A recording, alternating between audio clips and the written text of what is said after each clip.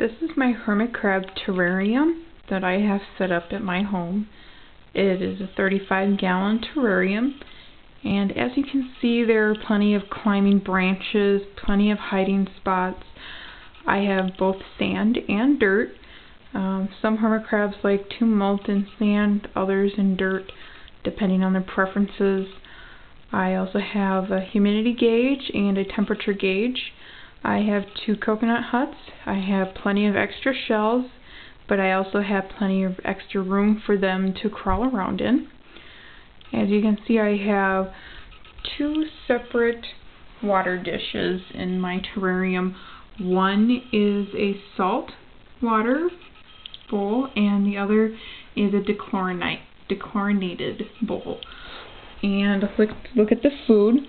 I currently have some tomatoes, celery, and some green peppers in them for them to eat. As you can see, there's quite a bit to taking care of hermit crabs. Got plenty of little toys in there for them, plenty of extra shells of all sizes, plenty of climbing objects, and there's my humidity gauge and my temperature gauge. I'm in Minnesota, so I have one heating pad on the side here for really cold nights, and I also have one on the bottom of the substrate of the tank.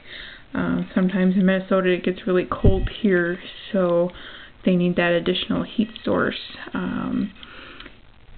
But other than that, I think for this kind of pet, you really need to take in consideration how much money you're going to spend feeding them, buying them, all this stuff that I have here. It's a lot of stuff to care for, so they need all of the stuff that I have shown right here in order to survive. If you have any questions, go and do some research. There is plenty of information out there about hermit crabs and the foods that they eat, the care that they need, a lot of different stuff. So go out there and see what you can find.